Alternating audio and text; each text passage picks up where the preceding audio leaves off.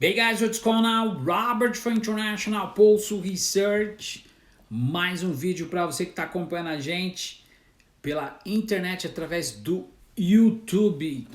Don't go away, stick around. Bom, você que está vindo pela primeira vez aí, se inscreva no canal, deixa aí a sua dedicatória. Se você gostar do vídeo também, você pode deixar também seus comentários aí. Legal? Então entra no site lá www.internationalpulseresearch.com ou DACA.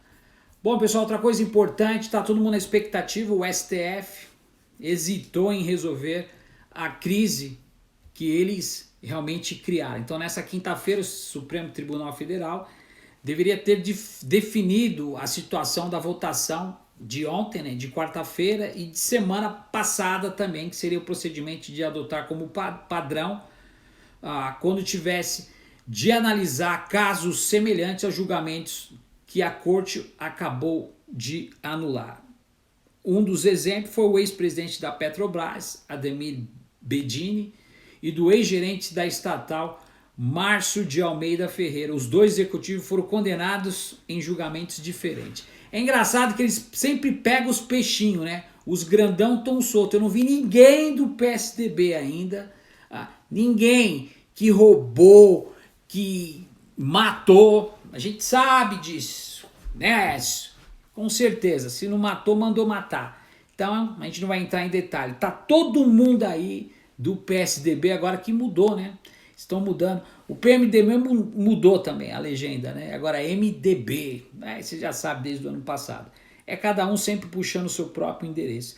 Então os dois executivos foram condenados em julgamentos diferentes, mas tinha em comum o fato de dividir os bancos de réu como acusados que fizeram delação premiada e teriam solicitado prazos diferentes para poder fazer essas delações. Então, se faz a delação do jeito como o homem quer, o juizinho de primeira instância, leva-se um dinheirinho e assim a indústria da delação vai aumentando os ativos do senhor Sérgio Moro. Então, o STF, que está aí com essa politização dando as cartas, elas não conseguiu ainda desmontar essa bomba que eles armaram. Ou seja,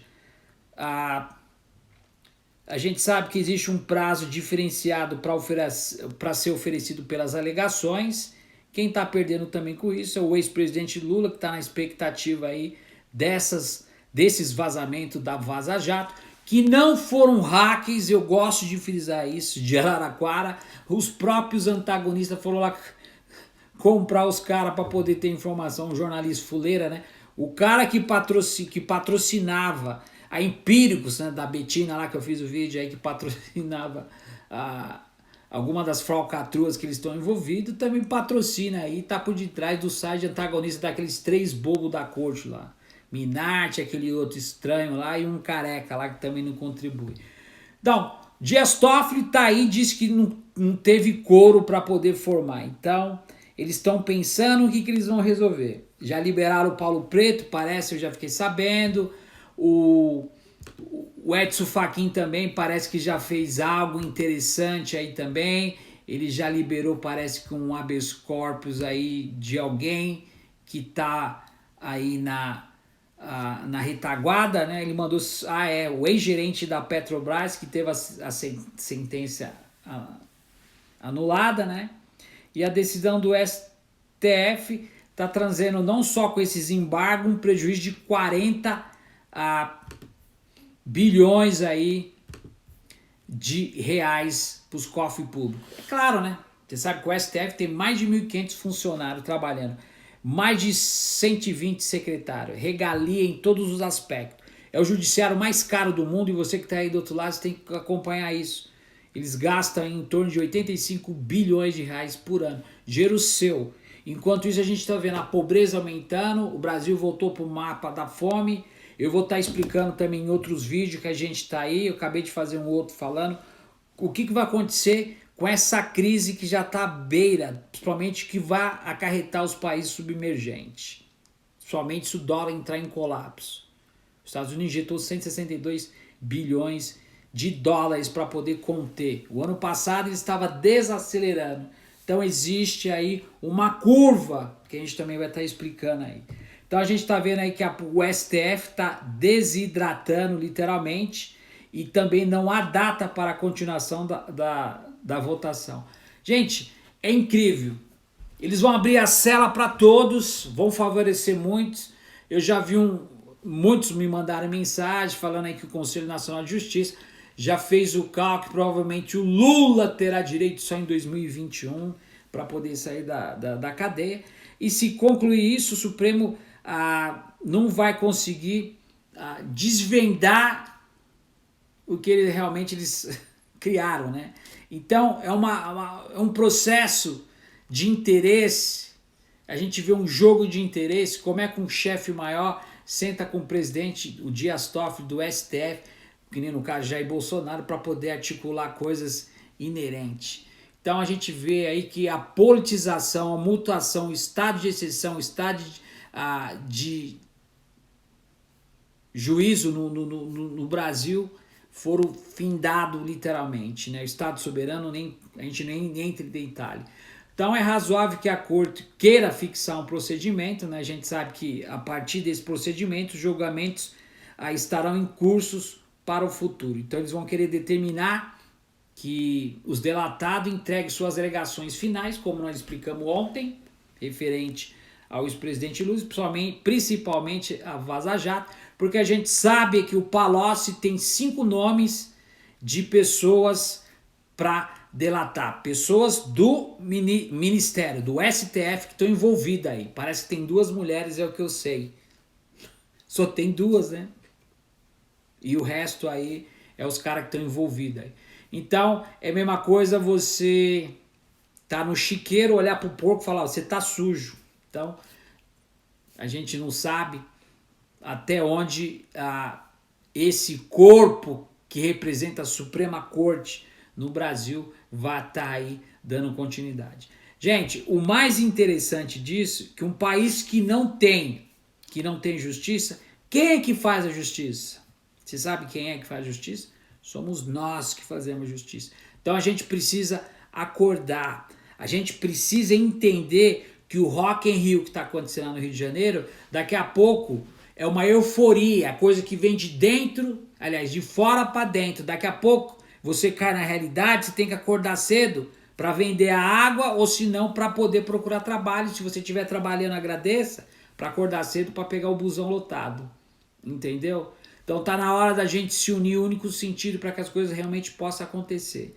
Então as consequências catastróficas aí, a gente está vendo aí que não tem data ainda indefinida, mas os ministros voltarão 2 propostas de Toffoli, né? Então eles estão abrindo uma brecha para deixar o Lula lá, para deixar ele lá na cela e abrir a brecha para poder tentar se esquivar daqueles que eles causaram, né? Então essas 2 teses venceram a comprovação do prejuízo da condição necessária para anulação e o Supremo está implicitamente admitindo que errou em 2 casos que deram origem de todo esse procedimento.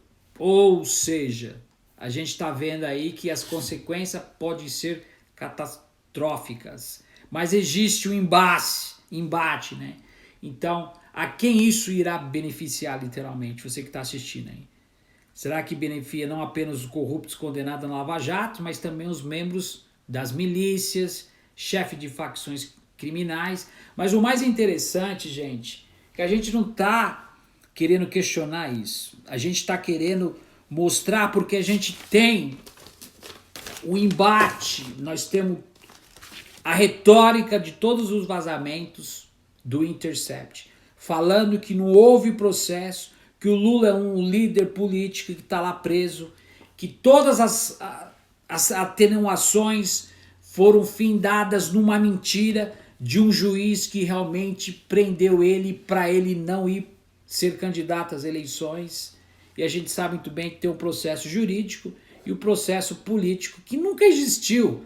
Ele está preso lá porque ele representa e era o candidato que estava na frente. Então, aí existe algo que a gente tem que se conciliar. A que lado nós devemos estar? Se o exemplo sempre tem que vir de cima. Tudo no Brasil sempre vem de cima para baixo.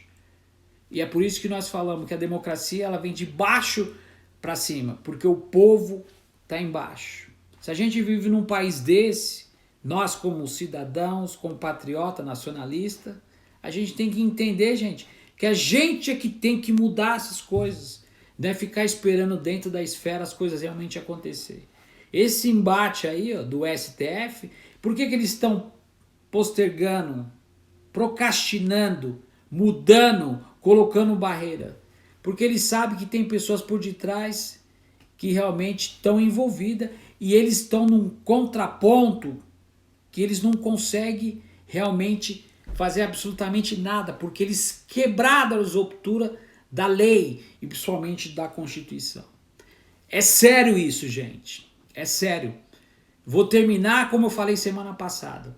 Tem um juiz aqui da Suprema Corte norte-americana, aqui, eu não sei se é do Texas, de Washington, que ele falou, deu exemplo do Brasil. Como é que 11 ministros do STF, que não foram escolhidos pelo povo, estão ali para poder defender uma democracia?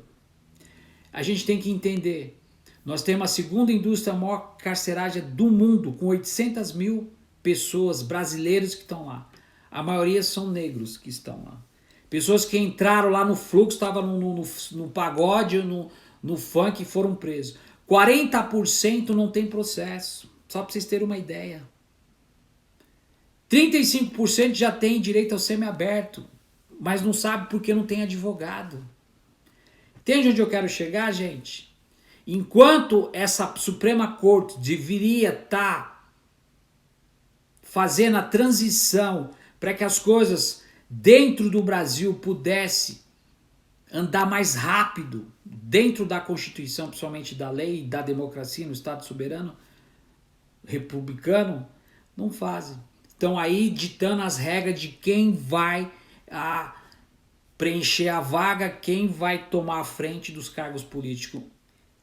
Tá na cara que qualquer país democrata já tinha fuzilado esse STF, a PGR, o STJ, o Ministério da Justiça, os três poderes, qualquer país democrático já teria feito isso. O primeiro que ia rodar, Michel Temer, informante da CIA, principalmente Sérgio Moro, que teve que renunciar para correr para ser o ministro da Justiça. Então, gente, é triste.